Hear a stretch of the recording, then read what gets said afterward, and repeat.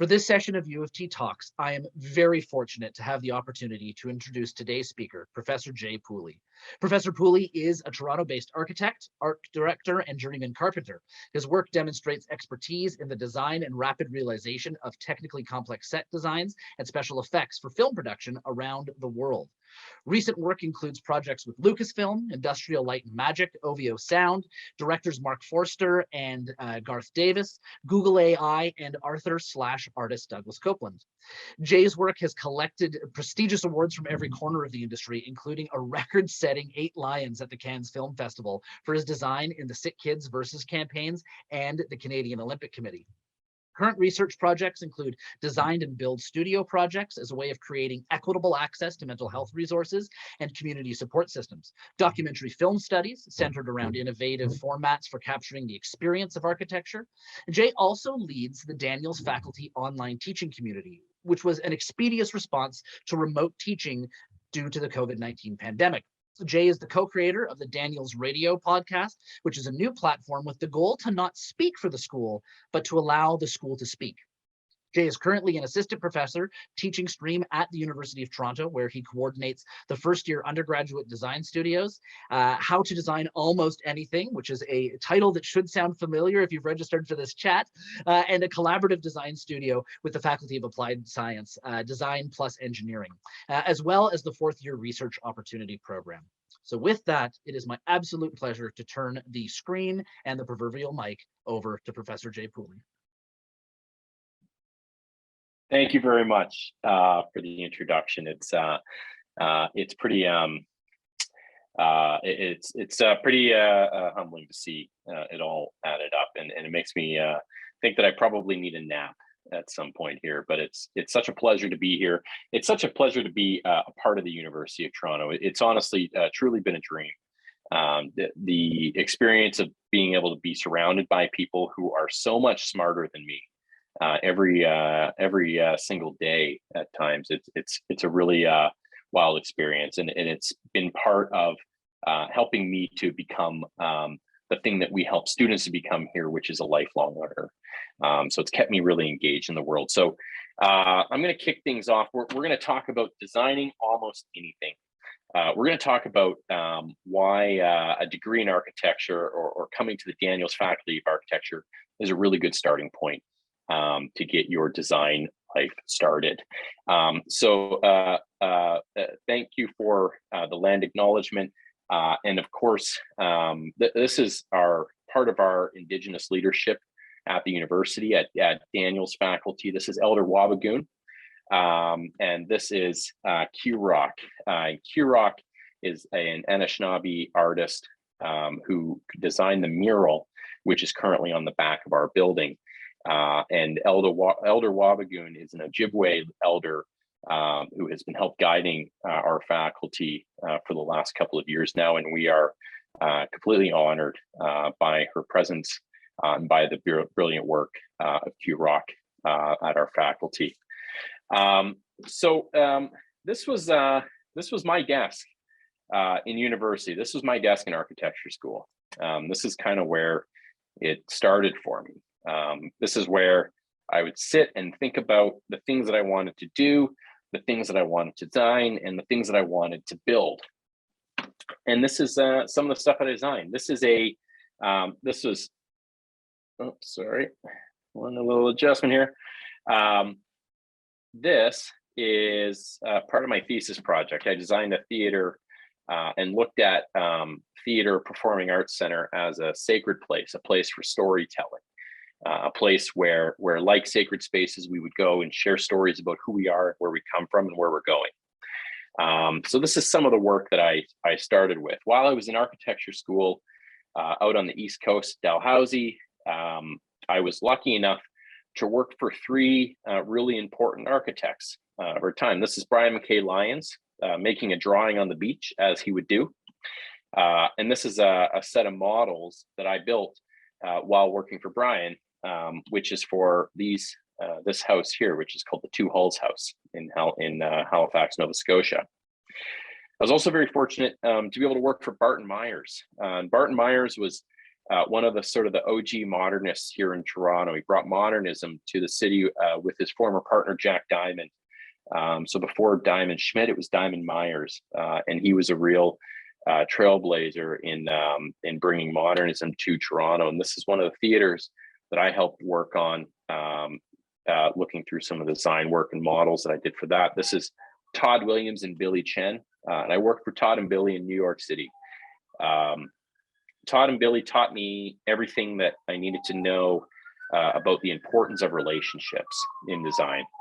That design is about relationships and connections with other people. It doesn't matter what you're making. The important part is that you start with the relationship. And what got me into working for Todd and Billy was, again, making things. These are some of the drawings that I made while I was there for this project in Hong Kong. And then after school, I kept making things. I had my sights set on becoming an architect, becoming a world famous architect, a starchitect. That was my singular goal, capital A architecture. And I started with odd jobs in and around the city of Toronto. This is a rendering I did for the Drake Hotel for a proposal for a building that would have been backed out onto the alley behind their Queen Street location. Never got built. So I found other things to build. This is early concept sketches for a play that we put on in a small park downtown. This is the market scene here, and this was the dock that we built. This is looking out into the misty horizon. So I got screen door material and framed it up so it would kind of haze your view as you looked out from the dock. And then through this work, I met people in the film industry, and I started making independent films with them. Somebody would be making a film, and I would say, I want to design the environment that film goes in. I know about architecture. I went to school for architecture, so if I know how to draw a high rise, somebody's going to let me draw a set. And they did. They let me contribute, and I went down to LA, and I worked on a couple small projects. And then I got hired. I got my first sort of real job in the film industry as a carpenter. I kept on making things, and this time it was making big giant sets for Resident Evil 5. And this is me harnessed up on top of one of the sets, 25 feet in the air. And this is what the set looked like in the movie. It was pretty amazing because this is what the set looked like that we actually built. We built it in single panels that were all connected together in the studio, and then the green screen filled in the holes in between. This is what we netted out with. So it was a really, really incredible process. And it was around this time that I started to realize that a lot of the skills that I had learned in architecture school were totally applicable to other parts of the world, like the film industry. So I was really lucky to, while working in film, also start working for the University of Toronto. And I was hired on to sort of start teaching one course, and then it became 2 courses and 3 courses. And then I started coordinating courses, and then eventually I got to do the thing that I really wanted to do at the Daniels faculty, which is teach students how to build things. And that was something that I had a lot of expertise in after working in the film industry, working in construction, doing all these other paths, or all these other jobs that were on my path. So this is a research project, a generative module wall that we did for Autodesk in partnership with them, with a couple of students. And this has also grown into a design build program that I lead every year in the 4th year of the undergrad. We started with 1 project in 2017, and we'll be continuing on to do 4 projects again this year. And it's been a really, really exciting project. We've established core values. We've looked at creating open program places for people that want to participate, for communities that want to make themselves more sustainable, that want to be more inclusive. We've opened doors to neighborhoods like Parkdale, communities like Prince Edward County, and we're heading up to the Halliburton Forest this year to help give back to people that want to bring more to their community. And in the process, we're advancing this education by giving hands-on construction in a school of design. So the title of the talk is Designing Almost Anything, And that's also conveniently the name of my first year design studio. So if you come to Daniels, you'll have me as your first year design instructor, and you'll take the studio called How to Design Almost Anything. The studio is broken down into 3 parts, 3 projects: moving, looking, and making. Starting with moving, we make a film about the experience of architecture. So we look around at the world around us. We think about architecture and renderings and illustrations of buildings as moments inside of the film that we represent like storyboards, that we look at these individual places and we start to think about the experience of being inside architecture. I think that we're really good as architects at designing with incredible technical detail the way that a building goes together. But I think that we're less good at talking about the actual experience of being inside that building. What is it like to be inside these spaces? Is it a good place? Is it a bad place? Is it a dark place? Is it a friendly place? These are some of the things we explore through the tool of filmmaking. And this is a quick example of a couple of my students' project looking at the AGO.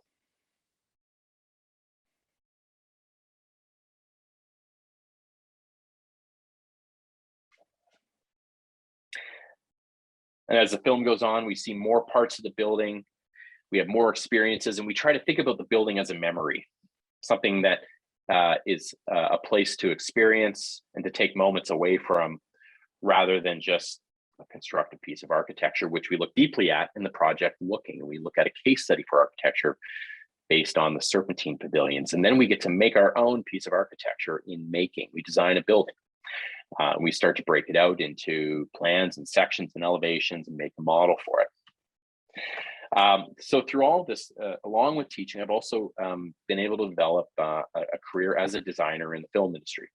I was lucky enough to take part in, for many years, the Sick Kids Versus campaign.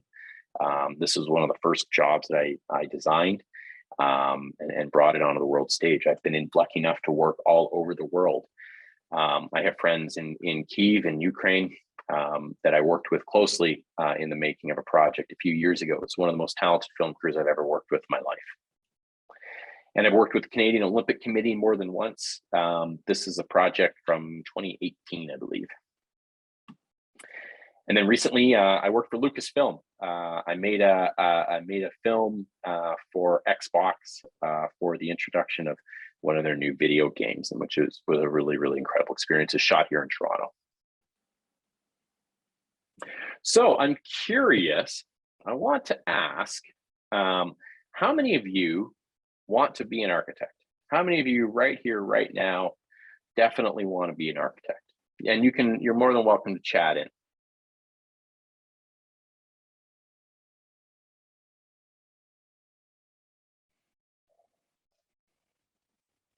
Okay, we got a few. And it's an option. Yeah, understood. Okay, so we have a few. So definitely not everybody, but there's a few people out there who are interested in it. Now, here's maybe a better question for you.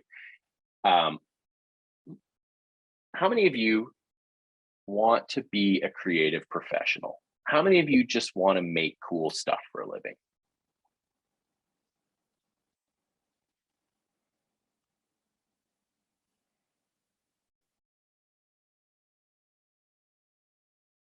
Okay, and those are flowing in a bit more,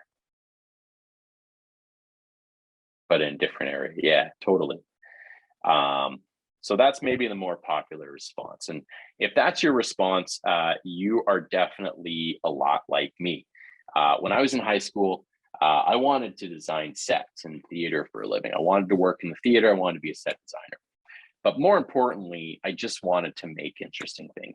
I just really love the physical world around us, and I wanted to be a part of it in the most impactful way possible. For me, I found that architecture was maybe the most engaging and the broadest education in design that I could find. Now, when I start to look at it, and you think, okay, well, what is an architect? Well, it's a person who's qualified to design buildings and to plan and supervise their construction. Okay, well, then a sub definition is a person who is responsible for inventing or realizing a particular idea or project. And that's the one that I really like a lot. This is the one that we see oftentimes through practice. This is a building from 1939 by Jean Prouvé. This is a chair also designed by Jean Prouvé around the same period of time. Now, we've probably seen this a few times in history. These are all chairs designed by architects. It seems to be a thing that architects like to design when they're not designing buildings. And I started to notice a bit of a theme when you look at some of the things that architects design when they're thinking about not buildings. This is, of course, the Eames House, designed by Ray and Charles Eames, 1949, in the Pacific Palisades, California. And this is a leg splint. This is a piece of medical equipment, also designed by Ray and Charles Eames. Now, this was something that they were engaged in by somebody else who was interested in working with them as designers, because they were well known at the time as being architects and furniture designers. So they found that they could use their skills elsewhere. I thought it was a really creative thing. Now, this is not the only thing that they would design. They also designed films. They also did short films. This is a cover from Powers of 10, which is a short film that they did. And this is actually Ray and Charles working on a little stop motion film in their studio. So they love to make these little films. They love to talk about the experience of places and things, people. I share some of these ideas in my design studio, how to design almost anything. In fact, I like to start each lecture with a song somehow connected to architecture. And there's kind of no end to these. This is David Byrne from the Talking Heads. Now, the cool thing about this is they all met in architecture school. This, of course, Ice Cube sitting in an Eames chair. Ice Cube went to architecture school before he got into music. Likes to talk about architecture all the time. Then we look at even deeper crossovers of people who went to architecture school and started doing other things. The late and great Virgil Abloh went to architecture school. While he was in architecture school, he was asked by an artist named Kanye West to come and create a directory. And Virgil says, I started my fashion brand so I could do architecture as a way of participating in architecture. He says, to me, it's not so much about mastering a field or a form. It's more about creating something that doesn't already exist, or taking something that does and making it new. Sometimes that happens with the help of a partner. If I can bring 1 ounce of a new idea to something, I say that's a win. This is a person who went to architecture school. And this sounds like a lot like things that we'd talk about in architecture school. Now, do we explicitly make pieces of clothing or shoes in here? No, not all the time. But we learn a lot of techniques and a lot of skills that are really useful in that process. This piece of album artwork that Virgil did as well, his collection for IKEA. This is him with the famous architect Rem Koolhaas thinking about this art installation called Figures of Speech. And this is also another installation that was inside of that,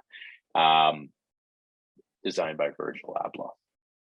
And then a fashion shoot at the Barcelona Pavilion for one of Virgil's then upcoming books. Of course, the Barcelona Pavilion, designed by Mies van der Rohe. So he was always fascinated with architecture. Now, another character that we know of in the art world, this is Tom Sachs, trained as an architect, now an artist. He's known for making sculptures of sort of common everyday objects. This is of a Canon PC 745. He's also known for his studio code known as the 10 bullets. Tom got his start after architecture school working for Frank Gehry, not exactly making buildings, but working in Frank Gehry's model shop where they made this chair. This was originally licensed for Knoll. Now, Tom Sachs later wrote a zine, part of it called How to Knoll, which is basically assembling all the tools in a very organized way, which is something that he learned from the head of that wood shop who had previously worked for Knoll. He, of course, Tom made his own chair and his own movies. This is Love Letter to Plywood. I recommend starting with this one. He also makes spaces that we can think of as architectural places. This is the tea house from the original space program. This is an interior shot of the tea house. Now, this is something that is not new. We've seen this through history. This is Leonardo da Vinci's design for the Milan Cathedral. And this is, of course, da Vinci's design for a flying machine. So when he wasn't thinking about buildings around the same period of time, he was inventing flying machines. Also, the self-propelled cart, which is kind of the original car. So why do architects design anything? Well, we get bored. No, well, this is actually our scope of skills. So what is our expertise? Well, our expertise is defined by, in Ontario, the OAA, Ontario Association of Architects. It's very detailed and it's very legal. Our scope of skills is broad. There's a lot going on that we know about.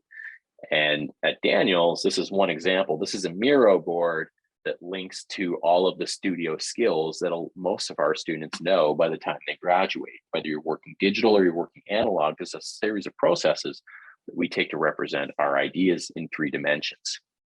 And that kind of boils down to this thing that you might know about architects or think about with architects. It's that left brain, right brain balance, which is really creativity and technicality. It's pairing dreams with accuracy.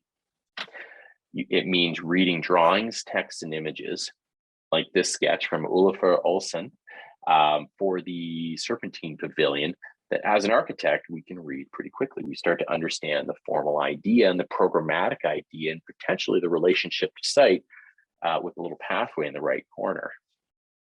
Then we're able to place them culturally and critically. We can think of these ideas like Samaya Valley from Counterspace did in 2021, Serpentine Pavilion, when she looked at all the neighborhoods in London that had a memory to her, that meant something to her, when she combined those into their Serpentine Pavilion. Francis Carey, looking at local regional materials, just won the biggest award in architecture, the Pritzker Prize, thinking about the way that we can use local materials, local trades, local crafts when we put together buildings. Rem Koolhaas was thinking about these critical ideas when with Cecil Ballman put together their 2006 Serpentine Pavilion and had discussion forums. They did 24-hour lectures. You could come and sit in the space and share ideas, place them technically and culturally over a 24-hour period. Cecil also worked with Toyo Ito in 2002, coming up with the algorithm, which at that point in time, working with a computer as closely as they did to design this space was something brand new, but they had an idea that they could do it. And then Ai Weiwei, and working with the architects Herzog Demeron, created what is one of the most popular Serpentine Pavilions in 2006, where they combined all the former pavilions together in plan, looking at bird's eye top-down views when they stacked all of these things up. Now, we also were able to represent these ideas conceptually.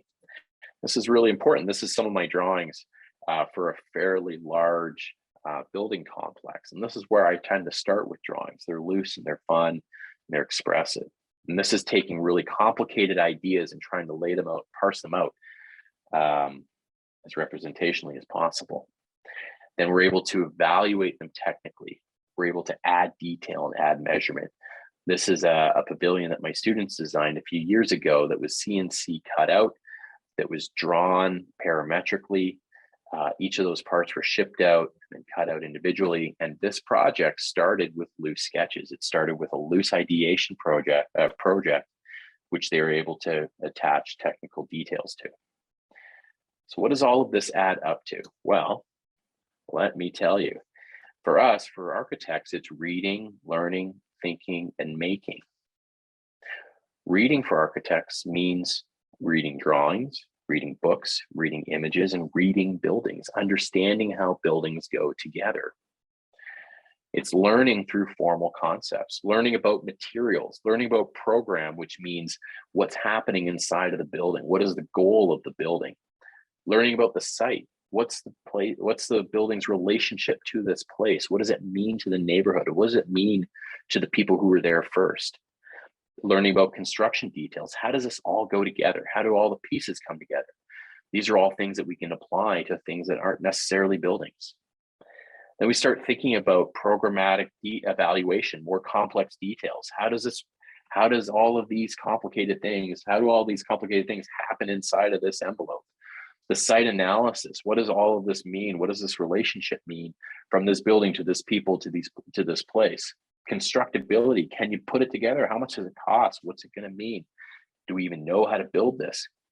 And then we understand and think about critical analysis and cultural understanding. And then finally, we think about making.